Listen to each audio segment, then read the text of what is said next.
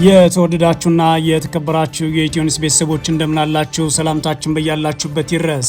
እነሆ አዳዲስና ወቅታዊ መረጃዎችን አዘጋጅተን ወደ እናንተ ማድረስ ጀምረናል። ከኢትዮኒውስ መረጃዎች ጋር አብራችሁ እንድትቆዩ ግብዣችን ነው። በቅድሚያ አርዕስተ ዜናዎችን አስቀድማለሁ። የአፍሪካ ህብረት ልዩ መልእክተኛ ኦሉሴጉን ኦባሳንጆ ዛሬ ጠዋት ወደ ትግራይ ተጉዘዋል። ኦባሳንጆ በመቀለ ከደብረጽዮን ጋርና ከሌሎች ጋር ተገናኝተው መክረዋል። ኦባሳንጆ ከደብረጽዮንና ከዶክተር አዲስ ዓለም ባሌማ ጋር ከተነጋገሩ በኋላ የጉዟቸውን ዓላማ በተመለከተ ለሚዲያ ተናግረዋል። በዝርዝር እናየዋለን። በትግራይ ክልል አዲስ የተረቀቀው የጦርነት ህግ አነጋጋሪ ሆኗል። በቅርቡ ማህበራዊ ሚዲያ እየተሰራጨ ያለውና ከ6 ዓመት በፊት በተደረጉና ለጦርነቱ እንደ አንድ ምክንያት የሚጠቀሰው ምርጫ የተቋቋመው የትግራይ ክልል አስተዳደር እንዳረቀቀው የሚነገርለት አዲሱ ረቂቅ አዋጅ ብዙ ጉዳዮችን የያዘ ሲሆን አስገዳጅ ብሔራዊ ጥሪን በሞት የሚያስቀጡ ድንጋጌዎችና የመገናኛ ብዙሃን የሚመለከቱ እንዲሁም የኢኮኖሚ አሻጥርና ሌሎች ጉዳዮችን ይዟል። በዝርዝር እናየዋለን። የሱዳን ሰራዊት በኢትዮጵያ ድንበር አቅራቢያ የምትገኘው ኩርሙክ ከተማን ለማስመለስ የተጠናከረ የድሮን ውጊያ ከፍቷል። በኩምሩክ ዙሪያ እየተካሄደ ያለው ከባድ ውጊያ የሱዳን የእርስ በርስ ጦርነት ወደ ጎረቤት ሀገር ኢትዮጵያ ሊዛመት ይችላል የሚለውን ስጋት በእጅጉ እንዲያይል አድርጎታል። በዝርዝር የምትሰሙት ሌላኛው ጉዳይ ነው። ግብጽ ከኤርትራ ጋር እያደረገች ባለችው የሁለትዮሽ ውይይት የአፍሪካ ቀንድ መረጋጋትና የብሔራዊ ደህንነቷ ቀጥተኛ አካል መሆኑን በይፋ አስታውቃለች። የግብጽ የውጭ ጉዳይ ሚኒስቴር በአረብኛ ባወጣው መግለጫው እንዳለው ኤርትራና ግብጽ በሱዳንና ሶማሊያ ጨምሮ በአፍሪካ ቀንድ ባሉ ወቅታዊ ሁኔታዎች ላይ ተወያይተው የጋራ አቋም ይዘዋል ብሏል። በዝርዝር እናየዋለን። ኦፌኮ ምርጫው አምባገነናዊነትን ህጋዊ ለማድረግ የተወጠነ ፖለቲካዊ ድራማ ነበር ሲል ከሰሰ። የኦሮሞ ፌዴራሊስት ኮንግረስ ኦፌኮ ባወጣው መግለጫ በቅርቡ የተከናወነው 7ኛው የአገዛዙ ጠቅላላ ሀገራዊ ምርጫ በማግለል በማስገደድና መዋቅራዊ በሆነ የምርጫ ስርቆት የተበከለ መሆኑ ሂደቱ በሙሉ ትርጉም አልባ አድርጎታል ሲል በከረረ ቃላት ኮንኗል። በዝርዝር እናየዋለን። አሜሪካ አዲስ ጥቃት ከፈጸመች በኋላ ኢራን በባህረ ሰላጤ የሚገኙ የጦር ሰፈሮችን ኢላማ አድርጋለች። አሁንም አሜሪካ ባህረ ሰላጤው የነዳጅ መርከብ መምታቷን ካስታወቀች በኋላ ደግሞ 3 የህንድ መርከቦች የደረሱበት ጠፍቷል። ኢራን ደግሞ የሆርሙዝ ወሽመጥን ሙሉ ለሙሉ ስትዘጋ የነዳጅ ዋጋ በዓለም ላይ ጭማሪ አሳይቷል። የተወደዳችሁና የተከበራችሁ የኢትዮኒውስ ቤተሰቦች አብራችሁን ቆዩ። ወደ ዝርዝሩ አልፋለሁ። የአፍሪካ ህብረት ልዩ መልእክተኛ ኦሉሴጉን ኦባሳንጆ ዛሬ ጠዋት ወደ ትግራይ ተጉዘዋል። ኦሉሴጉን ከዶክተር ደብረጽዮንና ከዶክተር አዲስ ዓለም ባሌማ ጋር ከተነጋገሩ በኋላ የጉዞ ዓላማቸውን ለሚዲያም ተናግረዋል። እንደ አውሮፓውያን አቆጣጠር በ2021 የአፍሪካ ህብረት የትግራይን ግጭት በሰላማዊ መንገድ ለመፍታት ተሰይመው የነበሩትና በቅርቡ እንደገና በህብረቱ ለቀጠና የተሾሙት ልዩ መልእክተኛ የሆኑት የቀድሞ የናይጄሪያ ፕሬዚዳንት ኦሉሴጉን ኦባሳንጆ ዛሬ ከትግራይ ክልል መሪዎች ጋር በመቀለ ተገናኝተው መክረዋል። ኦሉሴጉን በቅርቡ የትግራይ ክልል ፕሬዚዳንት ሆኖ ከተሾሙት የህወሓት ሊቀመንበር ዶክተር ደብረጽዮን ጋር በወቅታዊ ጉዳዮች ላይ ለመወያየት እንደተገኙ የክልሉ መገናኛ ብዙሃን ዘግቧል። በትግራይ ክልልና በፌዴራል መንግስት መካከል ያለውን ውጥረት ወደ ጦርነት ሊያመራ ይችላል የሚል ስጋት ባየለበት በዚህ ወቅት ህወሓት ለዓለም አቀፉ ማህበረሰብ ተደጋጋሚ የንግግር ጥሪ ሲያቀርብ የቆየ ሲሆን አሁን ኦባሳንጆ ወደ መቀለ ተልከውለታል። የትግራይ ክልል ፕሬዝዳንት ዶክተር ደብረጽዮን ገብረ ሚካኤል በአፍሪካ ቀንድ የአፍሪካ ህብረት ልዩ መልእክተኛ ኦሉሴጉን ኦባሳንጆ የተመራ የልዑክ ቡድንን ተቀብለው አነጋግሮ ማለት የክልሉ ሚዲያዎች የዘገቡ ሲሆን ዋናው የውይይቱ ዓላማ ህወሓትና ብልጽግና ዳግም ወደ ጠረጴዛ ለማምጣት ያለመ ነው ተብሏል። ኦሉሴጉን የልዑክ ቡድኑ በትግራይ ክልልና በብልጽግና አገዛዝ ወቅታዊ ሁኔታ ከትግራይ ክልል ፕሬዝዳንት ዶክተር ደብረጽዮን ገብረ ሚካኤልና አምባሳደር ዶክተር አዲስ ዓለም ባሌማ ጋር መወያየታቸውን የተሰማው በውይይቱ ላይ በትግራይ ክልልና በኢትዮጵያ አገዛዝ መካከል ያለውን ውጥረት ለማርገብና ውይይት ለመጀመር ያለመ ነው ብለዋል። ኦሉሴጉን ለትግራይ ቴሌቪዥን ሲናገሩ ኦሉሴጉን ኦባሳንጆ ሰላምና ደህንነት ለኢትዮጵያ እድገት ወሳኝ ነው፣ ይህ የሚሆነው ግን በመሬት ላይ እያየን ያለነው ውጥረት ማረጋጋት ሲቻል ነው ብለዋል። ይላል ዘገባው። የአፍሪካ ቀንድ ልዩ መልእክተኛና ከፍተኛ ተወካይ ኦሉሴጉን ኦባሳንጆ የሚመሩት ልዑክ በቡድን በትግራይና በብልጽግና አገዛዝ መካከል ውይይት ለመጀመር ወደ ስራ መምጣቱን ዶክተር አዲስ ዓለም ባሌማም ነገሩ ሲል ሚዲያው ዘግቧል። ከመቀለ ውይይት በኋላ የልዑክ ቡድኑ ወደ አዲስ አበባ ተመልሶ ከብልጽግና አገዛዝ ጋር ተመሳሳይ ውይይት እንደሚያደርግ ዶክተር አዲስ ዓለም ባሌማም ሲናገሩት ሰምተዋል። ኦሉሴጉን ኦባሳንጆ የመሩት የልዑክ ቡድን ባለፉት ዓመታትና ወራት ድምፁን አጥፍቶ አጥፍቶ የቆየ ሲሆን ህወሓት በተደጋጋሚ የሚያደርጋቸውን ጥሪዎችም አልሰማም በሚል በብዙዎች ዘንድ ሲተች ቆይቷል።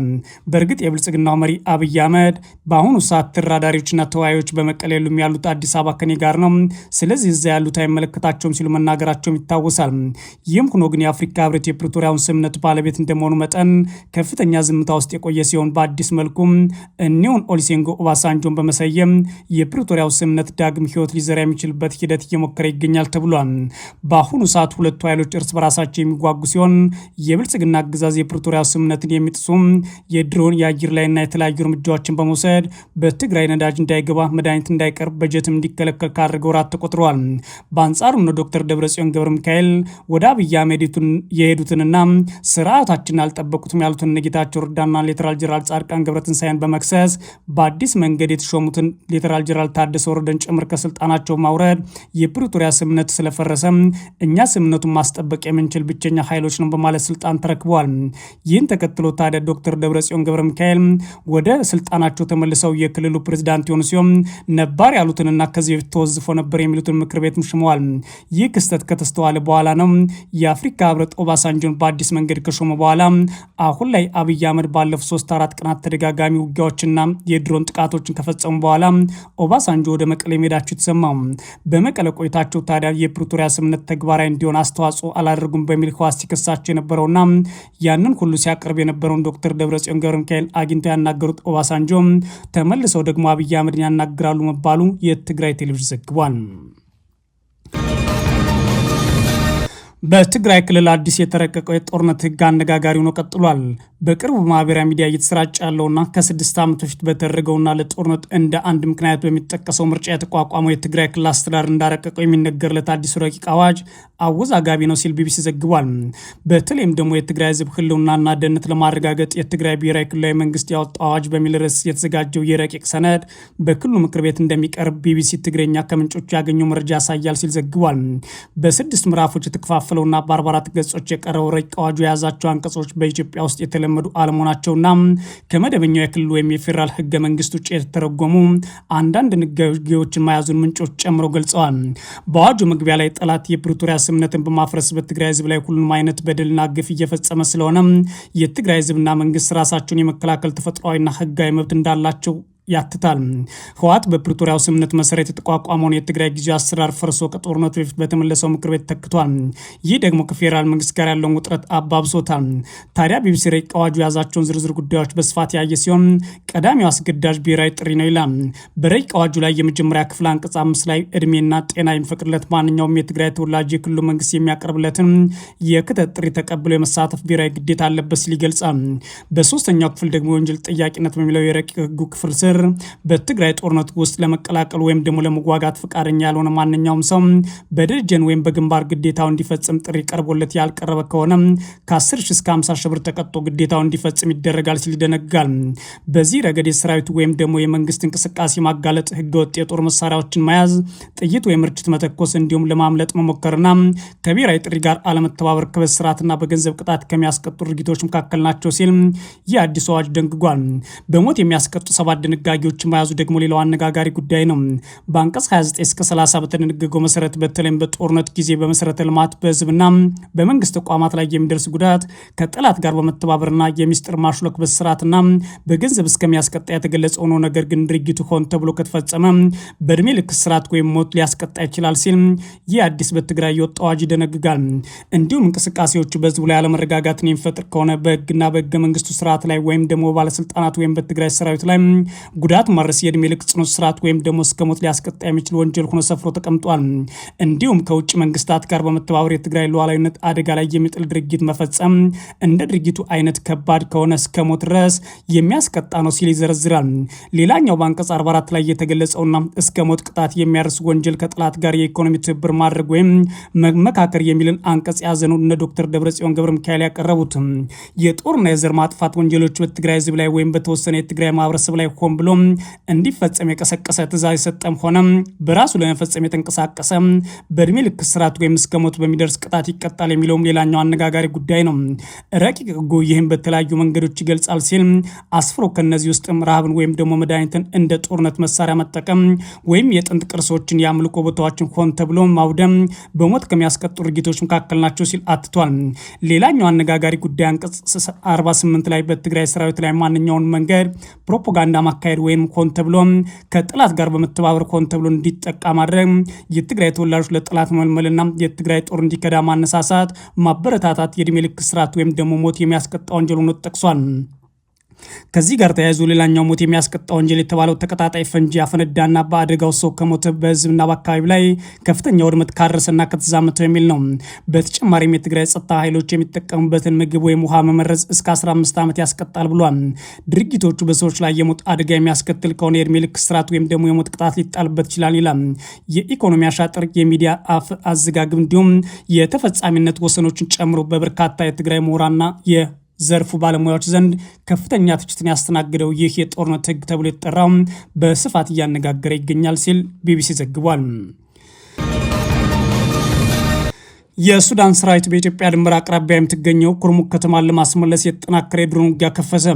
በኩምሩክ ከተማ እየተካሄደ ያለው ከባድ ውጊያ የሱዳን የእርስ በርስ ጦርነት ወደ ጎረቤት ሀገር ኢትዮጵያ ሊዛመት ይችላል የሚለውን ስጋት ከፍ አድርጎታል። የሱዳን ሰራዊት በስትራቴጂካዊቷ ብሉ ናይል ግዛት የድንበር ከተማ በሆነችው ኩርሙክ ላይ የድሮን ውጊያ ማጠናከሩን ሱዳን ትሪቡን የዘገበው። ይህ ወታደራዊ ዘመቻ የተከፈተው ከተማዋ ተቆጣጥሮ ከሚገኘው የፈጣን ድጋፍ ኃይል ወይም አርኤስኤፍ ከሱዳን ህዝብ ነጻነት ንቅናቄ ጥምረት ዳግም ለማስመለስ መሆኑ ተሰምቷል። ሱዳን ትሪቡን በወታደራዊ ምንጮችን ዋቢ በማድረግ እንደዘገበው የሱዳን ጦር በዚህ ሳምንት ውስጥ ብቻ በኩርሙክ ከተማና በዙሪያ መሽገው በሚገኙ የፈጥኖ ድጋፍ ኃይል ሰጭና የኤስፒኤልኤምኤን ታጣቂዎች የመከላከያ ይዞታዎች ላይ ሁለተኛ የድሮን ጥቃት ሰንዝሯል ብሏል። ይቺ በኢትዮጵያ ድንበር አቅራቢያ የምትገኘው ከተማ ካለፈው መጋቢት ወር ጀምሮ በእነዚህ ጥምር ኃይሎች ቁጥጥር ስር መቆየቷ ይታወሳል። ምንጮቹ አክለው እንደገለጹት በተሰነዘሩ ጥቃቶች ባለቤትነታቸው የጥምረት ተዋጊዎች የሆኑ በርካታ ተሽከርካሪዎች ወድመዋል። እንደ ዘገባው ገለጻ በሱዳን የእርስ በርስ ጦርነት ውስጥ አዲስ የውጊያ ግንባር ካለፈው የካቲት ወር ጀምሮ በብሉ ናይል ግዛት ውስጥ ንቁ ሆኖ የቀጠለ ሲሆን የሱዳን መደበኛ ጦር ኃይሎች ኩርሙክን ለመቆጣጠር ከፍተኛ ጥረት ማድረግ ላይ ናቸው። በአሁኑ ወቅትም በከተማዋ ደቡባዊ፣ ምዕራባዊና ሰሜናዊ አቅራቢያ ላይ ከባድ ውጊያ እየተካሄደ ይገኛል። የሱዳን ትሪቡን አክሎ እንደዘገበው ከሆነ እነዚህ የተቀሰቀሱ ግጭቶች በ10 ሺዎች የሚቆጠሩ ሰላማዊ ዜጎችን ያፈናቀሉ ሲሆን አብዛኛዎቹ ተፈናቃዮች የብሉ ናይል ግዛት ዋና ከተማ ወደሆነችው ኤዳ ሚዛን ከተማ በሚገኙ መጠለያዎች ተሰደዋል። ይህ ሪፖርት የወጣው የሱዳን እርስ በርስ ግጭት በበርካታ ግንባሮች መስፋፋቱ በቀጠለበት ወቅትም ነው።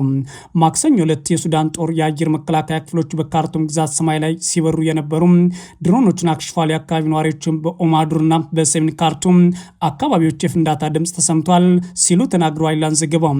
የዓይን እማኞች ለዜና አውታሩ እንደገለጹት የአየር መከላከያ ሚሳይሎቹ በሰሜን ምዕራብ ኦምዱርማንና ከዋና ከተማዋ በስተ ምስራቅ በሚገኘው ምስራቅ ናይል አካባቢ ድሮኖች ሲመለከቱ ታይተዋል።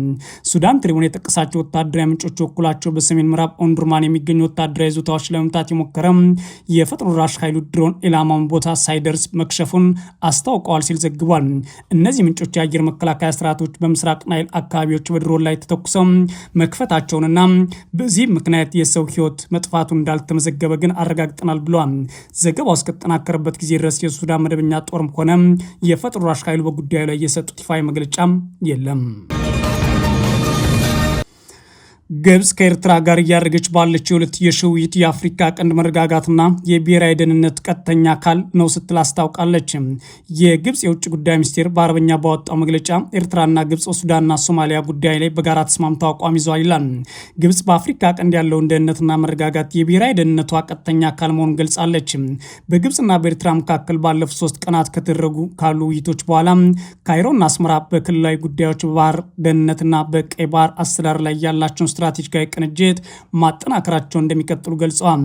የግብጽ ውጭ ጉዳይ ሚኒስትር ባድር አብድላቲ እና የኤርትራ አቻቸው ኡስማን ሳሌህ በካይሮ ሰኔ 3 2018 ዓ.ም ካደረጉት ውይይት በኋላ የግብጽ የውጭ ጉዳይ ሚኒስትር በአረበኛ ባወጣው መግለጫ እንዳለው ሁለቱ ሚኒስትሮች ሱዳንና ሶማሊያን ጨምሮ በአፍሪካ ቀንድ ባሉ ወቅታዊ ሁኔታዎች ላይ ተወያይተዋል። ግብጽ በጀነራል አልቡራን ላይ የሚመራው የሱዳን ወታደራዊ ኃይልና ለሶማሊያ ፌዴራላዊ መንግስት የምታደርገው ወታደራዊ ድጋፍ በቀጠለበት በዚህ ወቅት በእነዚህ ሀገራት ያላትን የደህንነትና ወታደራዊ ተሳትፎ ተሳትፎ እያስፋፋች እንደምትገኝ በተደጋጋሚ ይዘገባል። በውይይቱ ወቅት ታዲያ አብድል አቲም ግብጽ በአፍሪካ ቀንድ ደህንነትና መረጋጋት ለመጠበቅ ያላት ጽኑ አቋም የግብጽ ብሔራዊ ደህንነት ቀጥተኛ አካል መሆኑን የገለጹ ሲሆን በአፍሪካ ቀንድ ያሉ ሀገራት ብሔራዊ ተቋማት መደገፍና ሉዓላዊነትና የግዛት አንድነትን መጠበቅ አስፈላጊ መሆኑን አጽንኦት ሰጥተዋል። የግብጽ ሚኒስትር አክለውም ታዲያ በአፍሪካ ቀንድ ያሉ ሀገራት ሉዓላዊነት የሚጋፋ ወይም ቀጠናውን የሚያናጉ ማናቸውንም አንድ ወገን የተናጠል እርምጃዎች ውድቅ እንደማድረጋችን እንቀጥላለን ብለዋል። በሁለቱ ሚኒስትሮች መካከል ትላንት የተደረገው ውይይት የተካሄደው የኤርትራው ፕሬዚዳንት ኢሳያስ አፈወርቂ ውርለት ለ3 ቀናት ይፋ የስራ ጉብኝት ወደ ግብጽ ማቅናታቸውን ተከትሎ የመጣ ሲሆን ፕሬዚዳንት ኢሳያስና የግብጽ ፕሬዚዳንት አብዱልፈታህ አልሲ ከ2 ቀናት በፊት በካይሮ ሰፊ ውይይት ማድረጋቸው ከውይይቱ በኋላም ሁለቱ መሪዎች ወደ መሰረተ ልማት፣ የባህር ትራንስፖርት፣ የባህር ባለሀብቶችና ሀብቶች ጨምሮ በስትራቴጂካዊ ዘርፎች ላይ ተጨባጭ ፕሮግራሞች ለመጀመር ተስማምተዋል ሲባል ተዘግቦ ነበር። የፕሬዚዳንቱ ውይይቶች በተለይም ኢኮኖሚያዊ፣ ፖለቲካዊ፣ ዲፕሎማሲያዊና ደህንነት ልኬቶች ስትል የገለጸችው በቀይ ባህር፣ በአፍሪካ ቀንድና መካከለኛው ምስራቅ ያሉ ሁነቶችን የዳሰሰ ሲሆን ሁለቱ ሀገራት ለቀጠናዊና ደህንነት እንዲሁም ለባህር ጉዳዮች የሚሰጡት እያደገ የመጣ ትኩረት አጉልቶ አሳይቷል ተብሏል። በዚህም ታዲያ በቀይ ባህር ደህንነት ላይ ሚኒስትሮቹ በሁለቱ መንግስታት መካከል ከፍተኛ ሁኔታ አጽንኦት እንደተሰጠበት ያለው አቋም በድጋሚ የገለጹ ሲሆን የቀይ ባህር ደህንነትና አስተዳደር የባህር ዳርቻ ሀገራት ብቻ ኃላፊነት ነው ሲሉ ኢትዮጵያን አይመለከታትም የሚል ጉዳዮችን አንስተዋል። መግለጫው አክሎም ታዲያ ግብጽ ኤርትራ በቀይ ባህር አስተዳደር ላይ ያላትን ራዕይ በተለይም የቀይ ባህር ዳርቻ ሀገራት አንድነትና ሉዓላዊነት ላይ የምታደርገውን ጥረት ትደግፋለች ሲል አመላክቷል። ኦፌኮ ምርጫው አምባገነናዊነትና ህጋዊ ለማድረግ የተወጠነ የፖለቲካ አራማ ነው ሲል ከሰሰ። የኦሮሞ ፌዴራሊስት ኮንግረስ ኦፌኮ ባወጣው መግለጫ በቅርቡ የተከናወነው 7ኛው አገዛዙ ጠቅላላ ሀገራዊ ምርጫ በማግለል በማስገደድና መዋቅራዊ በሆነ የምርጫ ስርቆት የተበከለ መሆኑን ሂደት ሙሉ በሙሉ ትርጉም አልባ አድርጎታል ሲል በከረረ ቃላት ኮንኗል። ፓርቲው ምርጫውን አምባገነናዊና ህጋዊ ለማድረግ የተወጠነ የፖለቲካ አራማ ነው ሲል የወቀሰ ሲሆን በአገሪቱ ባለው አውዳሚ ጦርነት ምክንያት ሂደት ወታደራዊ ጥበቃ ባለባቸው ጥቂት ከተሞች ብቻ መደረጉና የትግራይ ክልል ሙሉ በሙሉ አለመሳተፉን በጥቅስ አስገንዝቧል። ኦፌኮ በኦሮሚያና በአማራ ክልሎች እየተካሄደ ያለው አውዳሚ ጦርነት በሰፊው የገጠርና የከተማ ዳርቻዎች ታማኝነት ያለው ምርጫ ማካሄድ ፈጽሞ የማይቻል እንዲሆን አድርጎታል ያለ ሲሆን ምርጫው በከፍተኛ ወታደራዊ ጥበቃ ስር ባሉ ዋና ዋና ከተሞች ተደርጓል ባይ ነው። በምርጫ ዕለት የምርጫ አስፈጻሚዎች ግልጽ አድሎን ፈጽማቸውን በመራጮች ላይ ማስፈራሪያ መኖሩና የተቃዋሚ ታዛቢዎች በኃይል መባረራቸውን የገለጸው የፓርቲው መግለጫ ሂደቱን የታዘቡ የአፍሪካ ህብረትና የጋር ልዑክ ሪፖርት የምርጫ ዕለት ቱሪዝም እንጂ እውነተኛ የታዛቢነት ሚና አልነበረም ብሏል። ኦፌኮ የአፍሪካ ህብረትና የምስራቅ አፍሪካ ልማት በየነ መንግስታት ድርጅት ኢጋድ እጅግ አነስተኛ መቶ የማይሞሉ ታዛቢዎች ማሰማራት በአገሪቱ ከሚገኙ 52,000 በላይ የምርጫ ጣቢያዎች ውስጥ ደህንነቱ የተጠበቀ በጥቂት ከተሞች ብቻ የተወሰኑ 0.4 በሚወክሉ ጣቢያዎች ብቻ መገኘት የቅድሚያ ምርጫ ችግሮችን አጠቃላይ የሀገሪቱን ሁኔታ ሳያገናዝቡ በዕለቱ ትዝብት ላይ ብቻ በመመስረት በመላው ኢትዮጵያ ነጻና ፍትሃዊ ምርጫ እንደተካሄደ በማስመሰል ያወጡት የሰላማዊ ግልጽነት ሪፖርት የምርጫ ዕለቱ ቱሪዝም እንጂ እውነተኛ የታዛቢነት ሚና አይደለም በማለት ክፉኛ ተችቷል። በተመሳሳይ የአውሮፓ ህብረት በመሬት ላይ ያለውን አፈና ችላ ማለት በርቀት የሰጠው በጎ አስተያየት የዲፕሎማሲ ማሳሰቢያ ስላጣጥሎታል።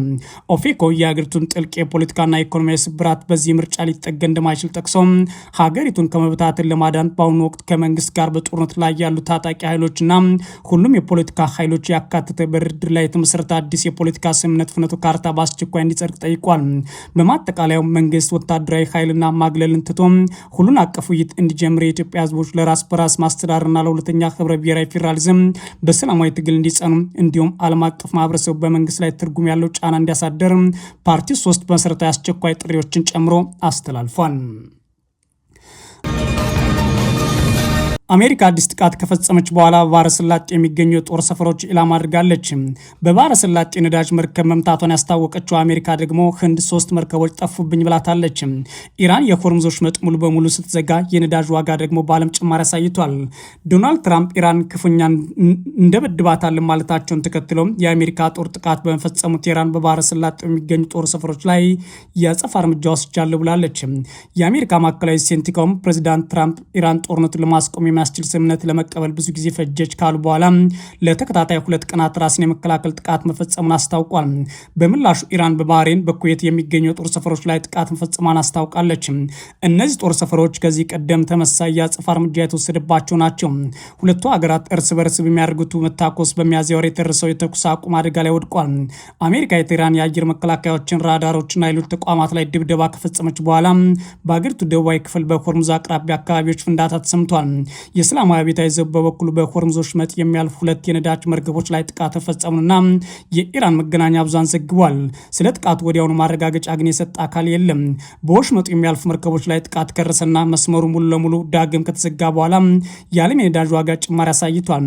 በሲያ ገበያ ዛሬ ማለዳ ብሬንት ድፍድፍ ነዳጅ ዘይት በበርሜል የ2 በመቶ ጭማሪ በማሳየት $95 ደርሷል ይላል ቢቢሲ። የተባበሩት መንግስታት ዋና ጸሐፊ አንቶኒዮ ጉተሬዝ መካከለኛው ምስራቅ ወደማይወጣው ቀውስ ውስጥ እየገባ ነው ሲሉ አስጠንቅቀው በቅርብ ጊዜ የተከሰቱ ግጭቶችን የተኩስ አቁሙን የተኩስ መጠን መቀነስ ብቻ ላይ አስተዋጽኦ ያደረገ ይመስላል ብለዋል። የተኩስ መጠኑ መቀነስ ወደ ሙሉ ጦርነት እንዲሻገር ማድረግ የለብንም፣ ሁሉም ወገኖች ወደ ዲፕሎማሲያዊ መፍታት መምጣት አለባቸው፣ ተጨማሪ ጥቃቶች አያስፈልጉም፣ ከዚህ በኋላ ምንም ሰበብ አያስፈልግም ሲሉ ነው በመግለጫቸው ላይ የጠቀሱት። አሜሪካ ባህረ ሰላጤው የነዳጅ መርከብ መምታቷን ካስታወቀች በኋላ ደግሞ ህንድ 3 መርከቦች ጠፉብኝ ብላለች። የአሜሪካ ጦር ከኢራን ነዳጅ ለማጓጓዝ ሙከራ ማድረግ ላይ የአሜሪካ እግድ ጥሷል የተባለ የነዳጅ መርከብ በባህረ ሰላጤው ኦማን አውድሟል። የአሜሪካ ማዕከላዊ ህዝብ ኤክስ ገጹ ባሰፈረው ጽሁፍ መርከበኞቹም የአሜሪካ የተሰጣቸውን አቅጣጫ በተደጋጋሚ ማክበር ባለመቻላቸው የጦር አውሮፕላኑ የፓላው ሰንደቅ ዓላማ በምታውለበልብ ሴንቲቤሎ መርከብ ላይ በሞተሯ ክፍል ላይ ጥቃት መፈጸሙን ይፋ አድርጓል። በኦማን ባህር ዳርቻ ሴንቲቤሎ ላይ ጥቃት ከተፈጸመ በኋላ የህንድ መንግስት 3 መርከቦቹ እንደጠፉበትና 21 ህንዳውያን የመርከበኞቹ ቡድን መታደግ መቻሉን ገልጿል። በቀጠናው የህንድ መርከቦችና የሲቪል መሰረተ ልማቶች ላይ የሚፈጸም ጥቃት ሊቆም ይገባል ብሏል። ቴህራን የሆርሙዝ ወሽመጥን ከዘጋች በኋላ የአሜሪካ ጦር የኢራን ወደብ አገልግሎት እንዳይሰጥ አግዷል። ወሽመጡ 20 በመቶ የሚሆኑ የዓለም ነዳጅ እና ጋዝ የሚጓጓዝበት መስመር ቢሆንም በአሁኑ ሰዓት ግን ይህ 20 በመቶ ድርሻ በዓለም ላይ ከፍተኛ ቀውስ ፈጥሯል። የተወደዳችሁና የተከበራችሁ የኢትዮ ኒውስ ቤተሰቦች መረጃዎቻችን እነዚህ ነበሩ። መልካም ጊዜ እመኛለሁ።